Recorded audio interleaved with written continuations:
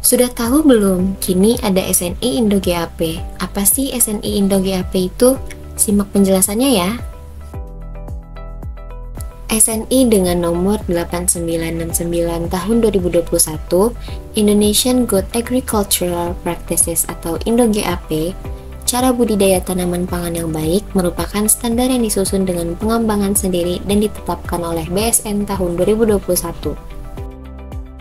GAP tanaman pangan meliputi cara pemanfaatan lahan yang baik, penanganan pasca panen yang baik, pengolahan yang baik, distribusi yang baik, retail yang baik, dan cara konsumsi yang baik.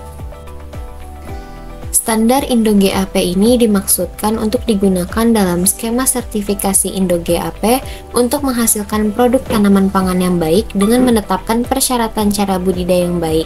Ketelusuran mengutamakan penerapan yang dapat dilakukan berdasarkan cara budidaya tanaman pangan yang baik atau disebut dengan Good Agricultural Practices atau GAP tanaman pangan. Ruang lingkup cara budidaya tanaman pangan yang baik atau CBD-TPB.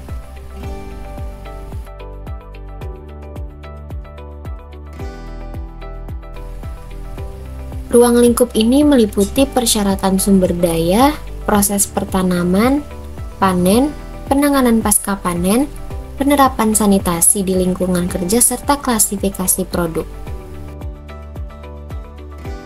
Yang pertama, persyaratan sumber daya. Sumber daya antara lain lahan, air, benih, pupuk, pembenah tanah, pestisida, zat pengatur tumbuh, tenaga kerja, alat dan mesin pertanian, serta bangunan.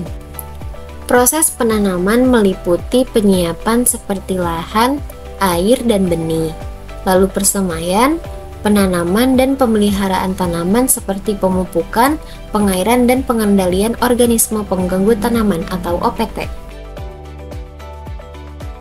Pastikan lahannya aman dan legal ya, jangan di kawasan taman nasional atau daerah resapan air, bebas dari limbah B3 dan sesuai aturan.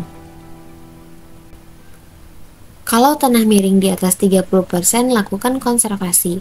Untuk penyiapan lahan, gunakan herbisida yang aman, lalu pakai air yang bersih, bukan dari limbah atau pembuangan. Nah, untuk soal benih, pilih yang sehat, varietas tepat, dan pastikan pestisida atau bahan kimia yang dipakai sudah berizin. Pastikan penanaman sesuai musim, jarak tanam tepat, dan lahan subur. Gunakan pupuk berimbang, utamakan sisa tanaman terdekomposisi, dan catat penggunaannya ya. Pupuk harus berizin, aman, dan bahan bakunya jelas. Hindari kotoran manusia atau hewan peliharaan. Proses panen adalah momen yang penting. Pertama, pastikan waktu panen sesuai umur dan deskripsi varietas yang ditanam. Kedua, gunakan cara, alat, dan mesin yang tepat agar hasil optimal. Ketiga, alat dan wadah panen harus dalam kondisi baik, bersih, dan bebas kontaminasi. Selanjutnya, penanganan pasca panen. Penanganan pasca panen antara lain pengumpulan, pengeringan, pembersihan, sortasi, penggilingan, pengkelasan, pengemasan, penyimpanan, dan pengangkutan. Gunakan wadah bersih saat pengumpulan. Keringkan di alas yang terjaga dan bersihkan hasil panen dari kotoran. Pilih hasil terbaik lewat sortasi, giling dengan alat yang sesuai, dan klasifikasikan produk mengikuti standar. Kemasan harus kuat dan aman. Penyimpanan jauh dari kontaminasi dan pengangkutan menggunakan kendaraan bersih.